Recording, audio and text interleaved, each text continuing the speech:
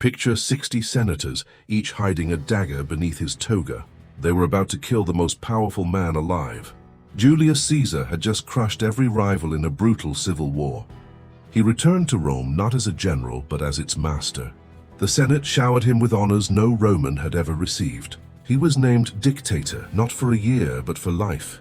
Statues of him appeared beside those of Rome's ancient gods. His face began appearing on coins, a first for a living Roman. To many, this looked less like leadership and more like kingship. Rome had overthrown its last king 5 centuries earlier. The word king itself had become almost forbidden in Roman politics.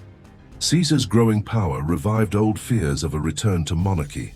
Some senators watched their influence shrink with every new honor he received.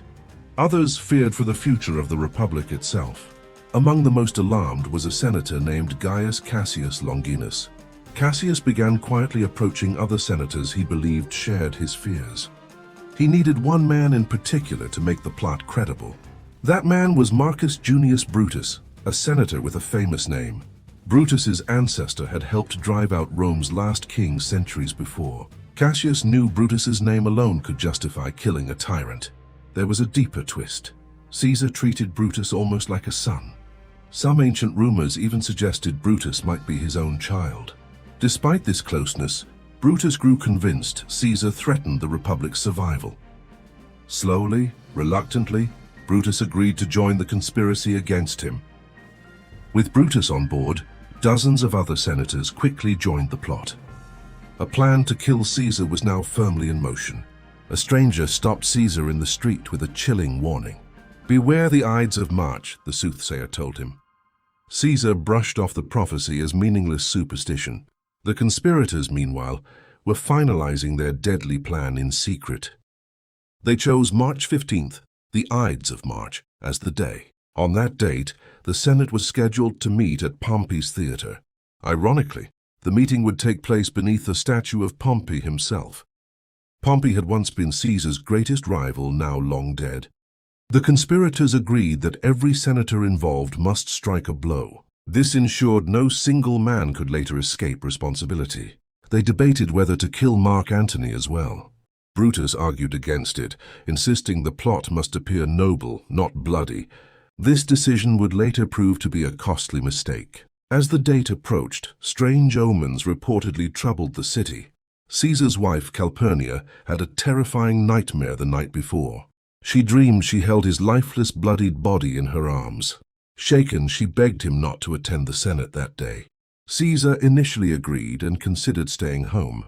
One of the conspirators, Decimus Brutus, arrived to change his mind. He mocked the idea of Caesar hiding from a mere dream.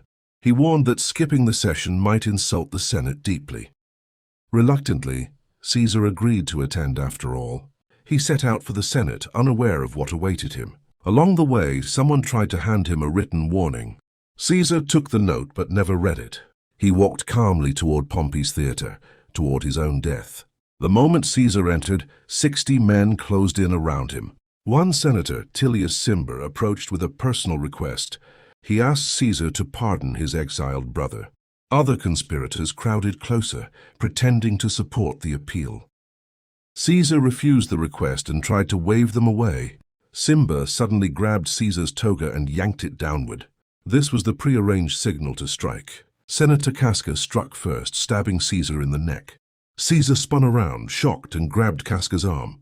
Then the other conspirators surged forward with their hidden daggers. Blade after blade tore into Caesar's body from every direction. In the chaos, several conspirators reportedly wounded each other by accident. Caesar tried desperately to fight back and escape the crowd. Then, according to legend, he saw Brutus among his attackers. Ancient sources debate whether he truly said, "You too, child." The famous line, "Et tu, Brute," actually comes from a later play, not history. Whatever his final words, Caesar stopped resisting once he saw Brutus. He pulled his toga over his face and collapsed.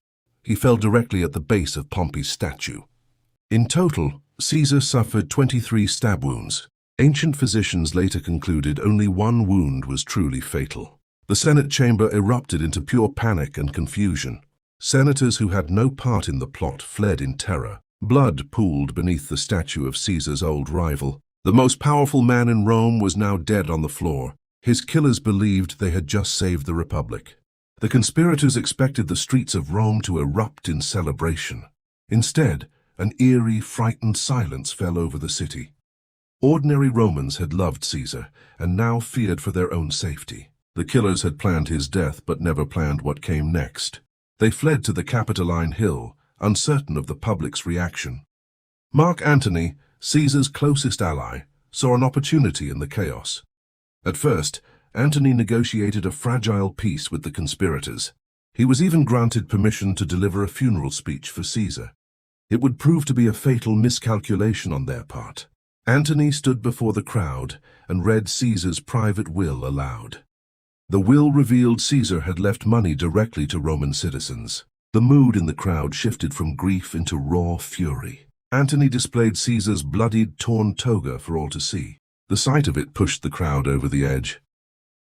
Rioters surged through the city, hunting for the conspirators. Brutus, Cassius, and their allies fled Rome for their lives. Within months, a new power struggle consumed the Roman world. Antony joined forces with Caesar's young heir Octavian. Together with a general named Lepidus, they formed the Second Triumvirate. They hunted down the conspirators with ruthless determination. At the Battle of Philippi, the assassins' armies were finally crushed. Both Brutus and Cassius chose suicide rather than capture. The men who killed Caesar to save the Republic had failed completely. Ironically, their actions triggered the very outcome they feared most. Octavian outmaneuvered his rivals and became Rome's first true emperor. The Republic Caesar's killers died defending was gone forever.